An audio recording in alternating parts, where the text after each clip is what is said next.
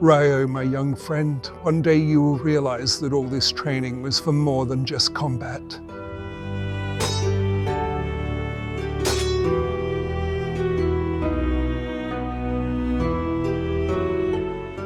And believe me, when that day comes, you'll be all the more glad for everything you've been through here.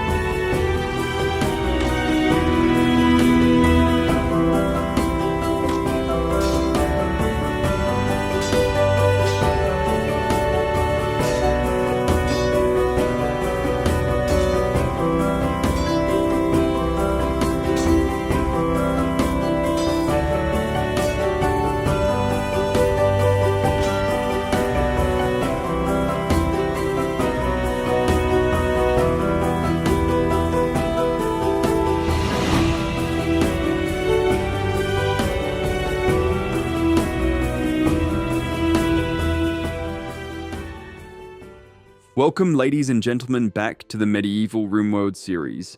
As we exit Ryo's dream today, I want to thank all of you for the support on the first episode. Currently, we're just under 700 views and just over 70 likes at the time of this recording, which means 1 out of every 10 people roughly hit the like button on that video, which is honestly just way more support than I expected. I knew the video was half decent. I took a lot of time getting everything ready and learning me how to edit, but I never expected quite that much support on it. So thank you to everybody who watched, liked, commented, any of that. I've got plenty more to come, and hopefully there's some exciting stuff on the way. Before we actually get into today's video, I just want to address one thing that was commented a lot on the first video, and that's the mod list for this series. I do plan on releasing a collection, or rather 2 different collections of mod lists. One will have only the medieval mods that we're using, and one will include some of the mods that are more related to story. So if you don't want the actual story of this series to be spoiled, you can just use the medieval mods list, and if you do want to play along with the story, and you may have a few things spoiled, you can choose to play with that mod list. They should be out on the next video. I don't have them ready just yet. I will let you guys know when they are available. Now, between episodes, I made some major changes to the world map. These are mainly just to assist with the story. I also just wanted to have the world set up properly with all of their factions together in their actual territories. These changes will hopefully help in the coming episodes to help progress the story along. Should I have done this before the first episode? Yes. Did I? No. Now, to actually start the video, I went through the quests I had while I was updating the world map, and I missed this deserter quest. We're not really interested in doing this because it'll end up upsetting the planet's biggest empire, and we just want to keep to ourselves. More importantly, I missed Fausto growing up into an adult. He gained the persuasive trait, although I'm not really sure if that's too helpful as he has a pretty low social. We don't have any clothes crafted as of yet, so he just put on this jester's attire. I think we'll make it a bit of a priority this episode to start getting some production benches, and with those production benches actually create some clothes. To help along with the clothes creation, we're going to start some leather tanning here in the research tree. While we're on the topic of the research tree, I don't really know how much to show you guys of the research that we're doing in these episodes. I feel like when we do research, it's not super impactful, so between episodes here, I may get a bit of a mod that just makes research harder to do, so each time we finish a new thing, we sort of go on to do it straight away because it's something that we've really been working towards because we've really wanted it. I mainly want to do this because at the moment, we pretty much have just been rushing through a whole bunch of research projects and we're not really using any of the research that we've done as of yet. So I think this will make it a little bit more interesting in videos. When we finish a research project, we'll be applying that sort of stuff straight away. Anyway, in the background, I just was showing our floor in the front storage room. That's now been finished. We got a notification not too long after about a solar flare, which doesn't really affect us, but I just thought it was funny because it doesn't affect us as we have no electronics. We decided to do some bedroom upgrades for Fausto as well as Nora and Valor.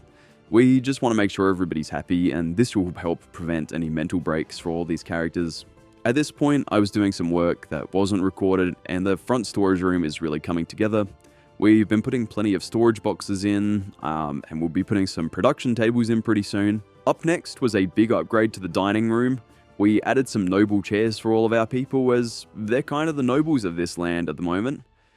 We imagined that this is probably what the castle looked like back in its glory days. As we discussed in the last episode, we got Chantilly's doing some art production for our small crypt to honour the dead of our colony. Since we moved them from the large crypt, we felt this was pretty important. To keep everyone happy with all the hard work that they're doing, mainly Valor, we wanted to set up a proper recreation room. Once we've got some more resources for all of the recreation types, we'll keep working on this. I'll admit there's been a lot of base building this episode, so sorry to those of you who don't enjoy that as much. Hopefully now that we've got plenty of production benches, we can start doing some raiding. I think we're going to send out Raya, Valor, Kiko and Nora to attack a nearby Haunt Dynasty camp. Once our companions got there, the battle was over pretty quickly. We ended up taking one down and the other one fled. We would take this guy, Góða, as a prisoner, as he's had some pretty decent stats. Hopefully we convince this Haunt to join us. It might be a bit difficult and it might be taking a bit of a risk, but I think he's worth it. With everybody back at the base, we formally set Ryo as leader in our ideology. We had this really beautiful ceremony in our dining hall. And with that, we're back to base building. We wanted to do this pretty much last extension for the episode by sort of building a couple of back rooms. One might turn into a bedroom, while the other two will be a bit of a meeting room, and the last one will be a bit of a war planning room. Turning our attention outside, we began setting up a big field where we could start growing more food for our growing colony. We also needed this space to start growing some crops for clothes production. I like how these turned out. I like the little gravel paths around them. I think they look pretty cool, and it gives our pawns a way to get to them.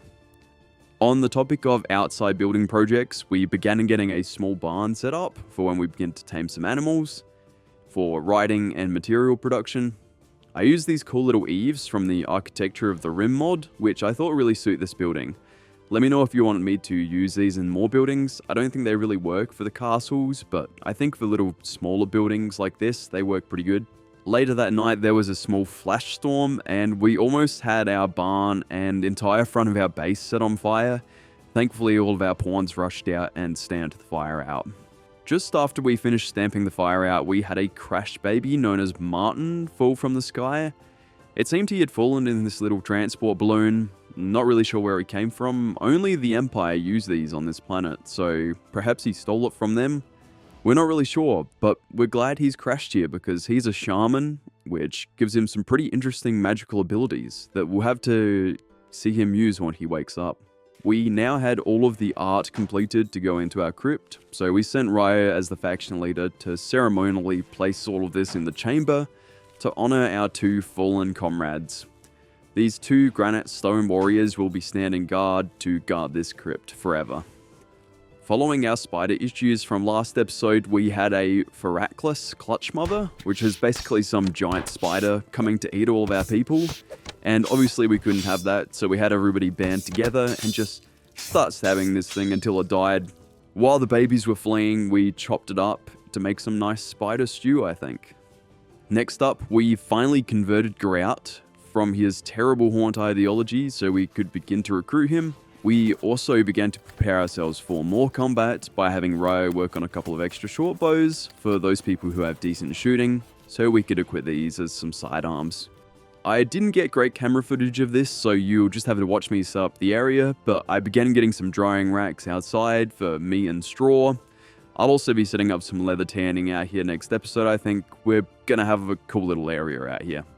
Finally, we saw some actual action. We were being raided by the Onlastia Empire, with one of the attackers being Grout's uncle Fructosis. We engaged them in combat, fighting hard. We knocked a couple of them down and took out the rest. Thankfully, we didn't take too much damage, so Ryo and Nora took the two who we still had, one of them being Fructosis, into our small prison cell. We'd also make sure all of our members who were hurt were tended for so that nobody bleeds out. We decided that as a symbol of our disgust for their attack, we would send a message to our two prisoners that we still had and to the Ondlastia Empire by executing this female prisoner that we had. She was unwaveringly loyal, so we weren't really going to be able to use her anyway. So while some people were still bruised from combat, we had Ryo execute Timandra. We even brought Grout out to watch. Hopefully it scared him into not wanting to mess with us. And these three decided to eat a meal right after watching an execution. Freaks. We had a quest pop up for needle post sitting. I have no clue what these creatures are meant to be, but for some silver and a couple of interesting looking books, and for only having to take care of them for 21 days, we'll take that. We had a house and boys trader walk in, and we decided to barter with them to buy a couple of magical spell scrolls. Nora had been taught how to use these as a child, so we might give them to her to use. I also didn't realize at the time of purchasing, but these are one-time use, so they're not actually that helpful. The caravan from House and Boys also just let their bear walk around in our castle, which was pretty terrifying. Even while he's still asleep, Martin still had a few levels up that he had gained in his magic, which we used to train his Spirit Wolves ability.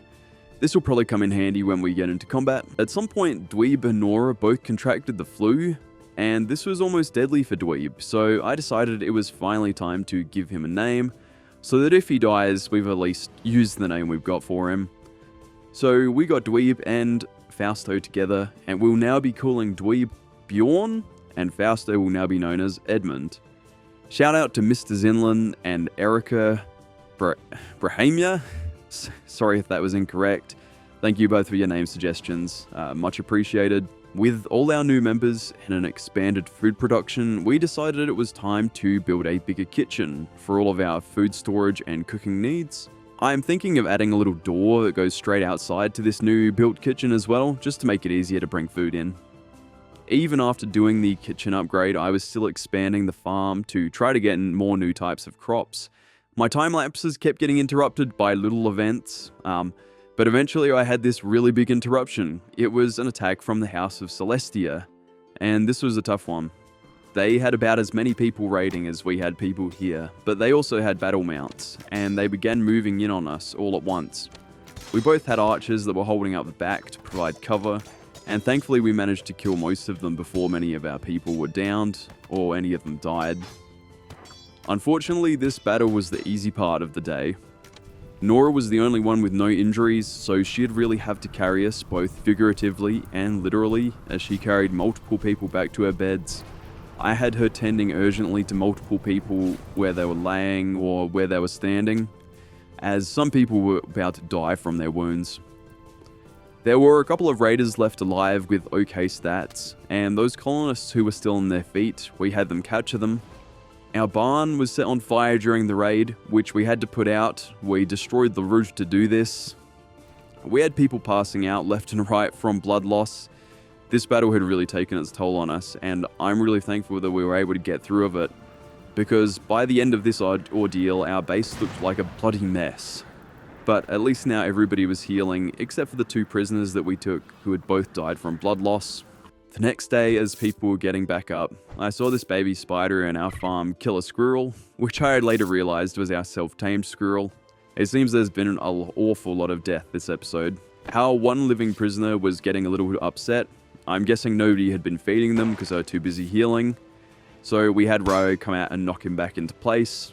He ended up dying a couple of hours later. I think this was just a bit of a mixture of all of his different medical conditions. With that, we're going to end the episode for today. There's a massive cleanup effort that will be needed at the start of the next episode, but our people will stand strong together to get through it. I also once again just want to thank you all for watching. There's been a huge amount of support on the first episode, so I'm really excited to get this video out to you and more videos in the series. So stay tuned, because there's plenty more to come. That night, as Ryo drifted off to sleep, he once again came upon a dream of his training, but this time something felt quite different.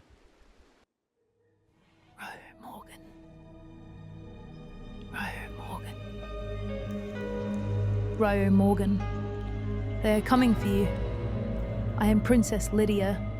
Now is not time for wondering why I have entered your mind.